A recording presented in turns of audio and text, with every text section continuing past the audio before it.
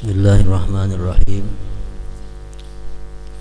Alhamdulillahilladzi anzalal Qur'an ala nabiyyina sayyidina Muhammadin khairil insan.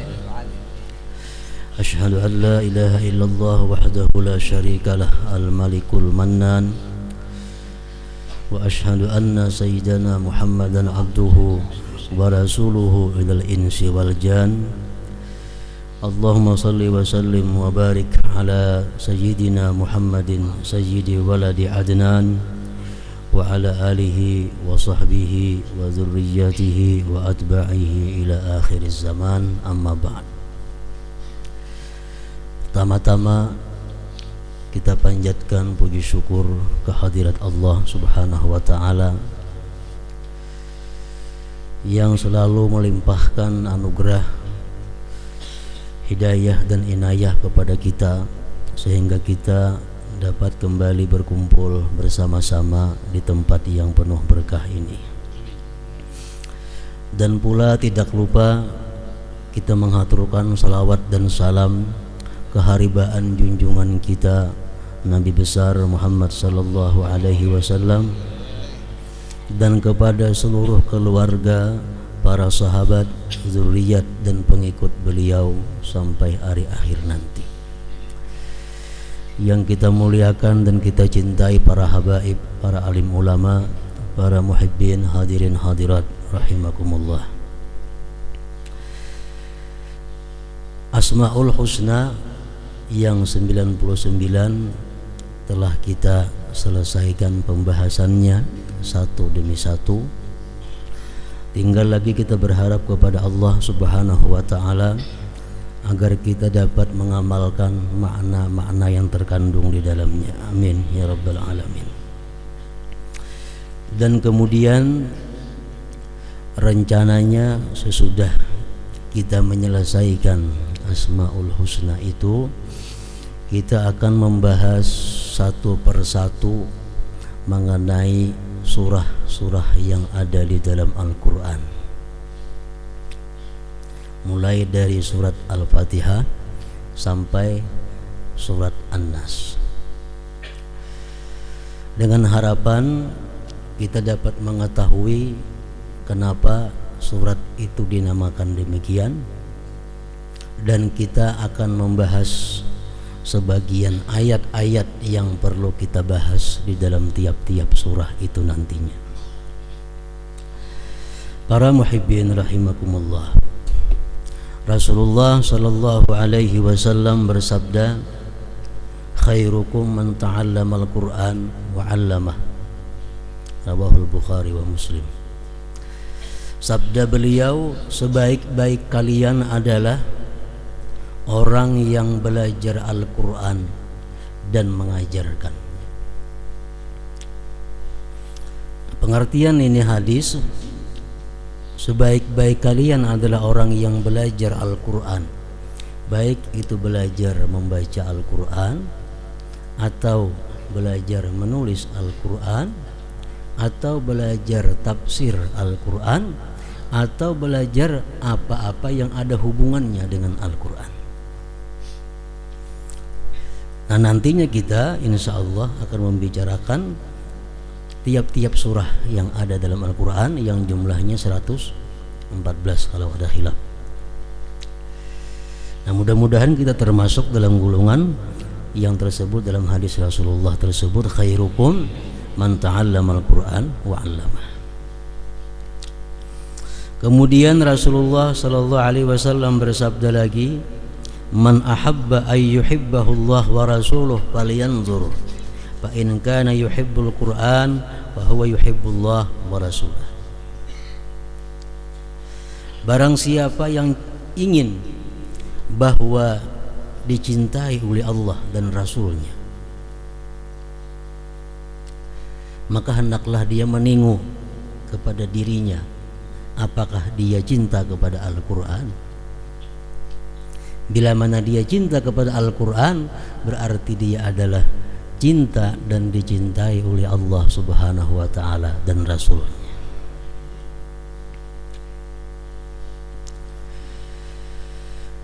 Yang ketiga, hadis Rasulullah sallallahu alaihi wasallam kepada salah seorang sahabat beliau yang bernama Abu Dzar Al-Ghifari.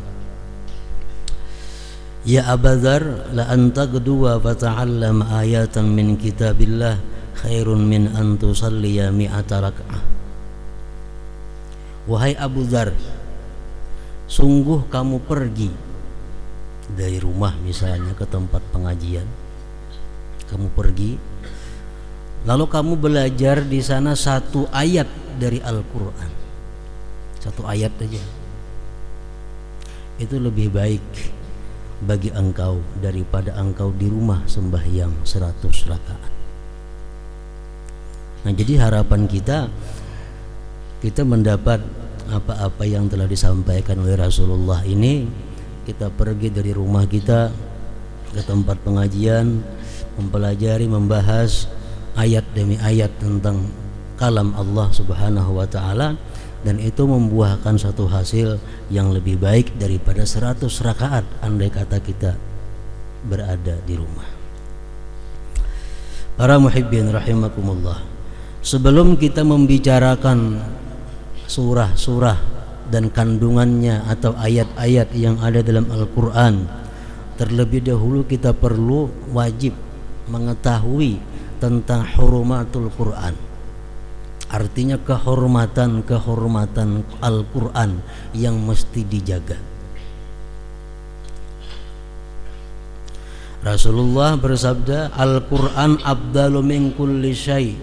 Al-Quran itu lebih abdal dari tiap-tiap sesuatu, karena itu kalamullah.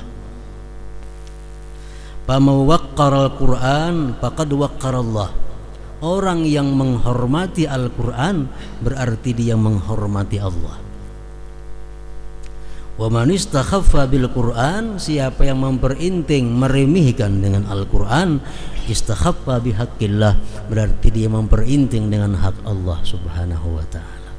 Nah, jadi ini dulu yang perlu kita ketahui sebelum kita membicarakan tentang Al-Quran. Persiapan kita, bekal kita agar Al-Quran ini menjadikan syafaat bagi kita, kalau kita bisa menjaga kehormatan Al-Quran itu. Para ulama, baik ulama mutaqaddimin, ulama-ulama yang terdahulu atau mutaakhirin, mereka menyimpulkan ada beberapa hal yang perlu diketahui oleh orang yang ingin berhubungan dengan Al-Quran. Pertama, disebutkan di dalam kitab tafsir Al-Qurtubi, pertama, an la yamassa illa tahir. Ini termasuk kehormatan Al-Quran, bahwa seseorang itu tidak boleh menyentuh Al-Quran kecuali suci. Suci daripada hadas kecil atau besar, dan suci daripada najis. Kalau kita hendak menyentuh Al-Quran, tangan kita ini jangan sampai ada yang najis.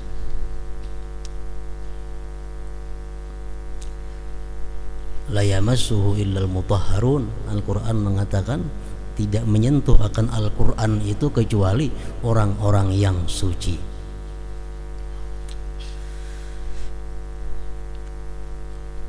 Nah, di sini ada beberapa hal yang berkaitan dengan tidak boleh menyentuh Al-Quran kecuali orang yang suci daripada hadas kecil, hadas besar, dan suci tangannya daripada najis. Yang pertama di situ adalah tidak boleh dia menyentuh huruf-huruf Al-Quran. Kan Quran itu ada huruf-hurufnya dalam Quran. Bismillahirrahmanirrahim. Nah, itu kada boleh disentuh kecuali suci. Kada boleh disentuh juga kertas pinggirnya yang putih, yang kada bertuliskan apa-apa. Kada boleh juga disentuh itu kalau kita kada suci. Membelah pikpang lawan kain sama aja, lain lawan bebinian, kada batal begatuk belapik kain, namun ini lain kisahnya. Kada boleh misal belapik menjawab Quran, kada mau, tetap kada boleh. Dan kada boleh juga kalau kita kada suci menyentuh kulit Al-Quran, lapiknya. Dan kada boleh juga kita kalau kada suci menyentuh kotak atau peti atau lemari khusus Al-Quran yang di dalamnya ada Al-Quran. Kada boleh juga kita menyentuh kecuali suci. Di masjid ada lemari khusus Quran, kenal lemarinya, Qurannya sebijiannya ada. Nah kada boleh kita menyentuh lemari itu kalau kada berwudu. Kenapa? Karena itu lemari khusus untuk Al-Quran dan dalamnya ada Al-Quran.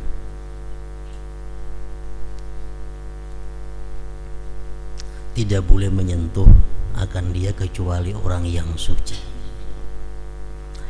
Yang kedua, ayyunazzifa fahu minan najas wa min rihin karih, bahwa dia membersihkan mulutnya daripada najis dan daripada bau yang kada nyaman. Jadi kita pastikan sebelum membaca Al-Quran itu mulut kita ini suci. Kalau gusi kita berdarah, jangan nak membaca Quran. Mulut kita di dalam rongganya itu ada berdarah, ada najis, jangan hendak membaca Al-Quran. Karena itu pendapat ulama mengatakan hukumnya haram. Nah, sunat membersihi mulut daripada bau-bau nang kada baik sebelum kita membaca Al-Quran. Lalu seorang imam berkata, Yazid bin Abil Malik, inna afwahakum tariqun min turuqil Quran fatahhiruha wa nazzifuha mastata'tum. Mulut kamu itu adalah satu jalan daripada jalan-jalannya Al-Quran, maka bersihkanlah dia daripada kotoran-kotoran dan bau-bau yang kada nyaman, mastata'tum, sekuasa kamu, sekemampuan kamu.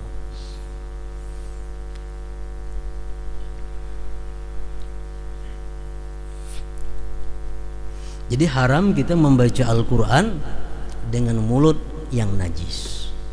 Haram membaca Al-Quran dalam keadaan junub. Haram membaca Al-Quran dalam keadaan haid, nifas. Haram membaca Al-Quran di tempat qadha hajat. Tempat qadha hajat lain tempat mandi. Ini jangan disamakan. Tempat qadha hajat itu tempat yang dimana kita duduk untuk qadha hajat. Nah itu tempat qadha hajat ngarannya. Misal ruangan ini gana. Di sini ada tempat qadha hajat, di sini tempat mandi. Nang kada boleh membaca Quran itu di tempat duduk spesial qadha hajat ini.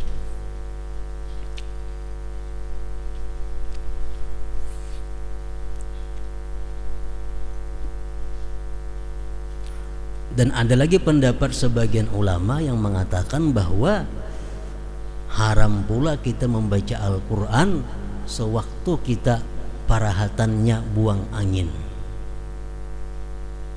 Bahkan tut tarus membaca Quran kada baampih. Nah itu ada sebagian ulama yang mengatakan haram, ada sebagian yang mengatakan makruh. Nah ini termasuk adalah hurumatil Quran, kehormatan Al-Quran. Yang ketiga, ayyastawiya qa'idan wa la yakuna muttaqi'a, bahwa membaca Al-Quran itu mestinya dia duduk yang tegak, jangan duduk bersandar. Itu termasuk afdalnya. Kalau kita bersandar membaca Quran makruh kada, apalagi haram kada juga. Cuma afdalnya kita membaca Al-Quran itu duduk yang tegak. Yang keempat, yang ketiga tadi ayyastawiya qa'idan wa la yakuna muttaqi'a, dan yang keempat ayyalbasa siyaba nadhifin wa tajammulin li'annahu munajin rabbah, bahwa dia memakai pakaian yang bersih, pakaian yang elok, karena dia sedang munajat kepada Tuhannya. Jadi artinya kita membaca Al-Quran itu dalam keadaan berpakaian. Satu, pakaian kita menutup aurat, walaupun di tempat saurangan, walaupun di tempat sunyi, walaupun di dalam kamar kita membaca Quran, tetap kita menutup aurat. Ini perhatian khususnya kepada ibu-ibu. Laki-laki jarang bisa kadatin masalah berhandap membaca Quran. Nah cuma kalau bini-bini betapih di dada membaca Quran, membuka aurat, maka kamban kada betapih di dada di tangan Quran. Ini kada patut.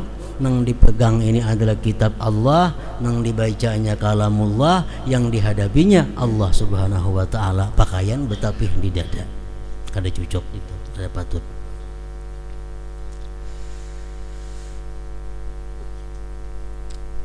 Wa tajammulin, dan pakaian yang indah. Li'annahu munajin rabbah, karena dia munajat kepada Tuhannya, karena dia sedang berdialog dengan Tuhannya. Mesti pakaian yang indah, jangan pakaian yang tahilambuan, pakaian yang kumal. Nah jadi ada mesti kita sediakan pakaian yang khusus, yang bersih, yang indah, yang suci untuk membaca Al-Quran ini. Yang keempat, yang kelima, ayyastaqbilal qiblah, bahwa dia menghadap kiblat.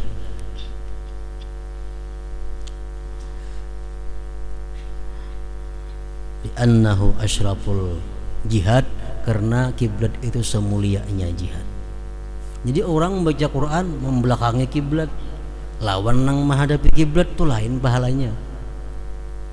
Kenapa sebabnya? Karena ininya ada pahala membaca Quran, ada pahala duduk menghadap kiblat.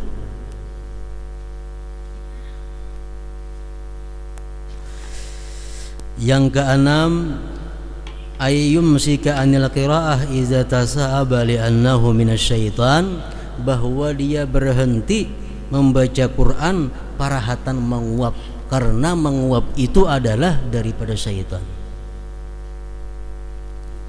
Menguap jangan ditarusakan bacaan auzubillahi minasyaitonir. Nah, menguap hurufnya kadakana lagi, tajwidnya kadakana lagi. Jadi bila menguap itu berhenti membaca Quran.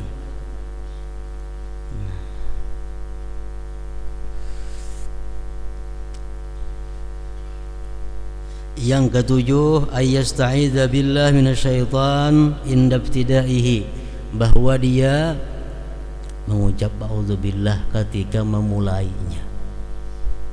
Sekurang-kurangnya auzubillahi minasyaitonir rajim. Selengkapnya auzubillahi samiil alim minasyaitonir rajim. Bismillah tasarah aja. Bismillah kaimbahnya auzubillah atau hendak kada tasarah. Cuman yang penting auzubillah. Kecuali di awal surah. Nah, kalau awal surah buat bismillahnya. A'udzubillahi minasyaitonirrajim. Bismillahirrahmanirrahim. Yasin. Itu di awal surah. Kalau di pertengahan surah tasarah. Kenapa bismillah boleh, hendak kada bismillah boleh. Artinya kalau kita kada bismillah, kita kada mengurangi kehormatan Al-Qur'an. Itu amun di tengah, di pertengahan surah. Yang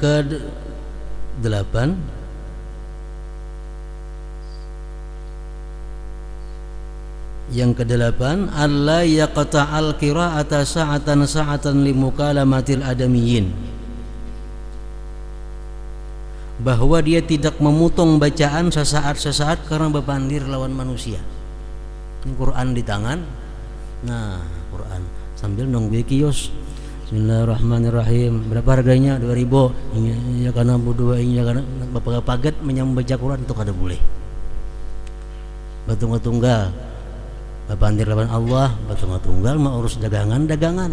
Jangan baca Quran dipotong kena urusan dagangan atau urusan apa lain pada itu. Nah, jangan. Lain kita membaca salawat, na'yud, atau membaca zikir la ilaha illallah. Kalau urusan Quran ini lain daripada zikir yang lain. An la yaqta'al qira'ah sa'atan limukalamatil adamiyyin. Yang kesembilan, ayyaqra'ahu ala ta'udatin wa tartilin wa tahsinin wa tafahumin wa isma'i nafsih. Dia membaca Quran itu perlahan, jangan kada buku beruas. Nilainya kada ada buku beruasnya itu.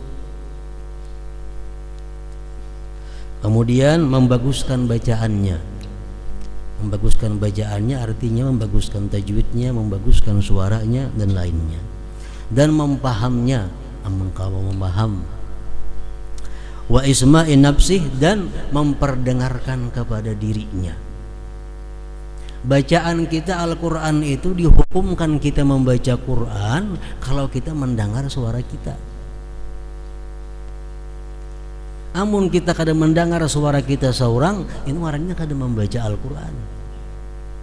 Orang sembahyang membaca Fatihah hukumnya wajib, tapi kada berbunyi.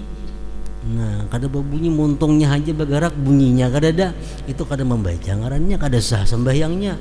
Bewirid kah? Muntung aja bergerak tapi kada ada bunyinya, inya seorang kada mendengar lawan suaranya. Nah, itu ngarannya kada termasuk membaca Al-Quran. Nah, jadi membaca Quran ini di samping perlahan, membaguskan bacaannya, mempaham maknanya, mendengarkan suara seorang. Dengarkan suara seorang. Wa isma'i nafsi. Yang ke-10, idzan tahat qira'atuhu fayaqulu sadaqallahul azim wa ballagha rasuluhul karim wa ana ala dzalika minasyahidin. Itu amun memandak membaca Quran, sadaqallahul azim artinya maha benar Allah yang maha besar, wa ballagha rasuluhul karim telah menyampaikan rasulnya yang maha mulia, wa ana ala dzalik minasyahidin dan aku atas yang demikian menyaksikannya. Nah, itu. Yang ke-11, ayyaqra'al Qur'an ala tartib. Dia membaca Quran itu menurut tartib. Itu yang afdal. Al-Baqarah dulu kita baca, hanyar Ali Imran, hanyar An-Nisa, nah seterusnya. Kalau kita membaca misalnya mulai Wadduha, nah Wadduha hanya Alam Nasrah, iritannya, tartibnya. Kalau kita baca bapaling, kada makruh, apalagi haram, cuma menyalahi yang afdal. Kayak Yasin lawan Tabarak, mana terdahulunya dalam Quran? Terdahulu Yasin, Yasin dahulu hanyar Tabarak. Amun kita dahulu Tabarak bang hanyar Yasin, sah aja, boleh aja, kada haram, kada makruh, cuma kurang disukai oleh Allah Subhanahu wa taala. Artinya membacanya itu sesuai susunan tertib nang ada, tertib surah. Kalau tertib ayat itu wajib. Macam Fatihah, Bismillahirrahmanirrahim, Alhamdulillahirabbil alamin, Arrahmanirrahim, ujungnya waladhdallin. Nah, itu tartibnya itu wajib. Kalau tartibnya dibalik itu haram. Macam Fatihah, mulainya ghairil maghdubi alaihim waladhdallin, siratal ladzina an'amta alaihim, ihdinas siratal mustaqim. Nah, dibalik dinto, nah itu haram. Membalik ayatnya kalau per surah dibalik itu adalah menyalahi afdal. Yang ke-12, ayyada al-mushaf ala makanin zahir murtafi aw fi hujrihi.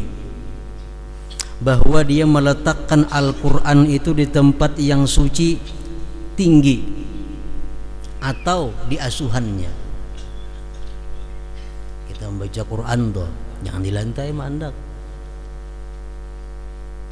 Sakat di tempat yang tinggi pada dambar umpamanya, atau di asuhan.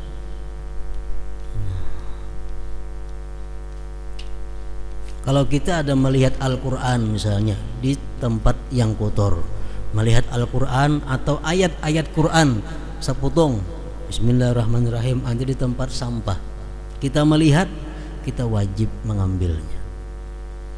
Kita wajib mengambilnya. Kalau kita kada mengambil, antara dua. Pertama haram. Kalau di hati bagaritik, kada apa-apa juga kafir. Nah, jadi kalau kita melihat ada asma Allah, melihat ada nama-nama Rasulullah, melihat ada potongan-potongan Al-Quran di tempat-tempat nang kotor, itu kewajiban kita untuk mengambil. Membuang sudah nyata kafir itu. Bismillahirrahmanirrahim, ada di kertas, buang ke tempat sampah, kada boleh. Pendapat yang kuat mengatakan kafir.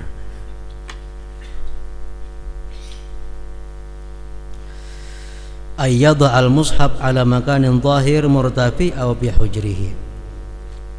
Nah lalu andai kata kita ada melihat di jalan-jalan umum ada asma Allah, ada ayat-ayat Al-Quran, itu kita ambil, wajib hukumnya. Kemana itu ma'andak? Ma'andak kemana? Nah ma'andaknya ke tempat nang aman daripada kotoran, aman daripada nang merigatinya. Kalau kada bisa macam itu, ambil titisan selokot. Nah, ambil korek api, dibakar. Boleh kata dibakar, dipatak, cuma di tempat suci nang jauh daripada terinjak-injak manusia.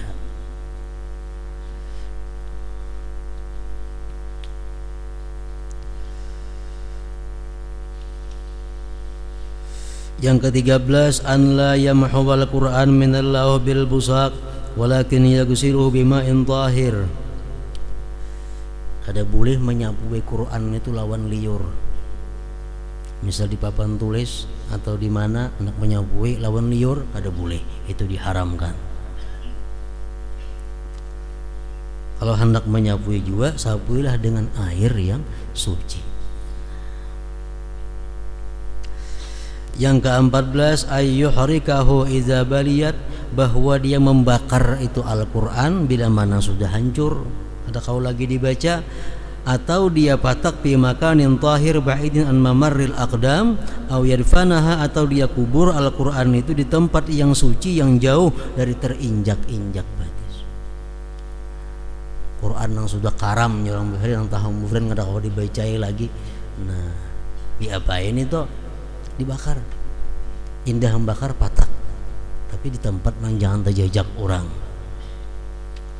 Kayak itu juga halnya kita melihat ada di undangan-undangan, ada Bismillahirrahmanirrahim, ada di undangan pengantin membacaan Quran macam-macam, nanti mbah kita dapat undangan itu, bakar undangannya.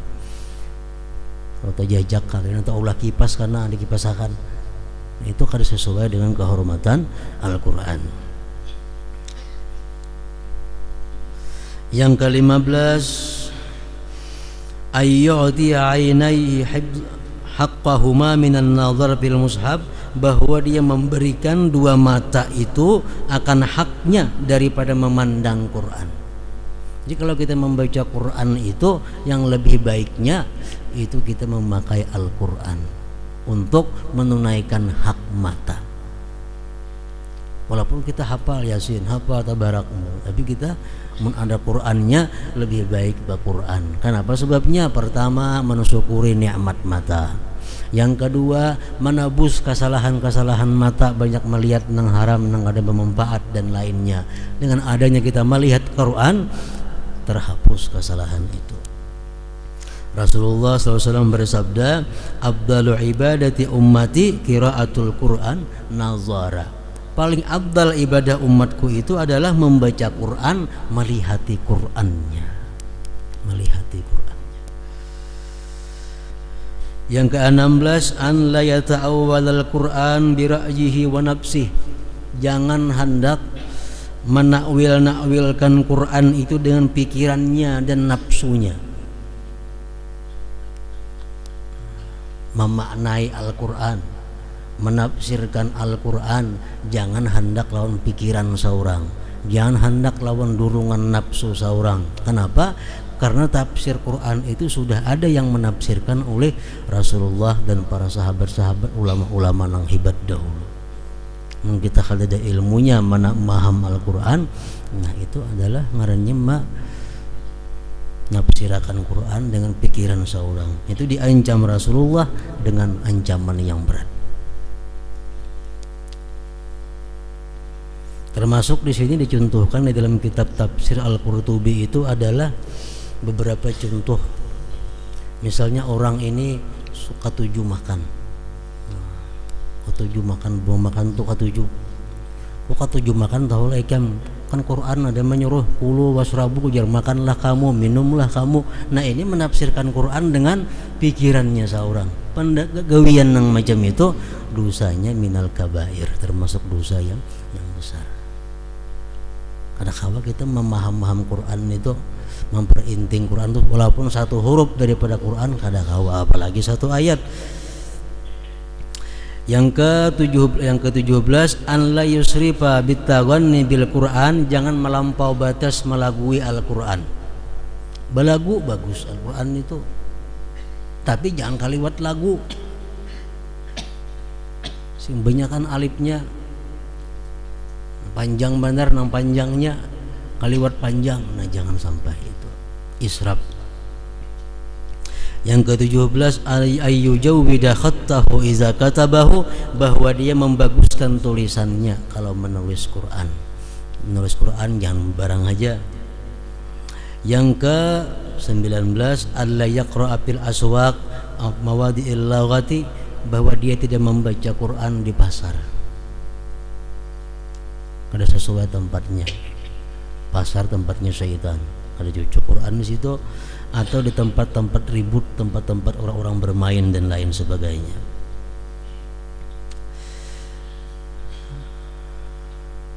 Yang ke-20 ayyabtahahu kullama khatamahu. Ini orang membaca Quran tuh bila mana tamat jangan ampe. Stop, jangan misal qul a'udzu birabbin nas habis buliki ke surah Fatihah. Nah, hanya istirahat membaca Quran. Itu hadis Rasulullah mengatakan demikian. Kalau kita tamat membaca qul a'udzu birabbin nas habis sadaqallahul azim, jangan tarusakan ke Fatihah dahulu, hanya tentang Fatihah hanya sadaqallahul azim. Nah itu 20 perkara yang menurut sebagian ulama merupakan sebagian daripada kehormatan Al-Quran. Jadi Al-Quran bisa membawa syafaat, bisa membawa rahmat kepada kita bila mana kita menghormati Al-Quran, dan Al-Quran bisa mengutuk kita, menyebabkan kita celaka bila mana kita kadang menghormati terhadap Al-Quran itu. Nah jadi mudah-mudahan dengan demikian kita bisa membaca Al-Quran sesuai dengan kehormatan dan keagungannya.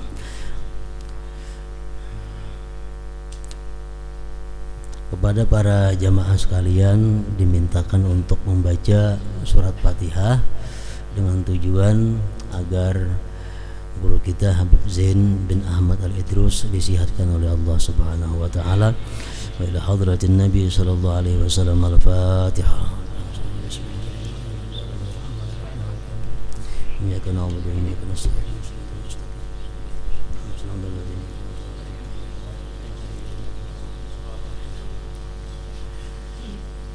أشهد أن لا إله إلا الله وحده لا شريك له وأشهد أن سيدنا محمدا عبده ورسوله لا إله إلا الله أفني بها عمري لا إله إلا الله أدخل بها قبري لا إله إلا الله أخلو بها وحدي لا إله إلا الله ألقى بها ربي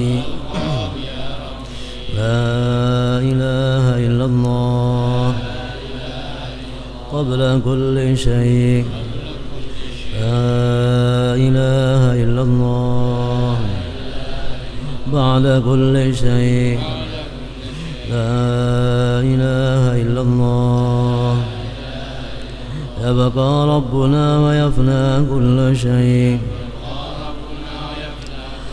لا إله إلا الله أستغفر الله لا إله إلا الله أستغفر الله لا إله إلا الله أستغفر الله لا إله إلا الله ونتوب إلى الله لا إله إلا الله محمد رسول الله صلى الله عليه وسلم فيا أيها الراجون منه شفاعة صلوا عليه وسلموا تسليما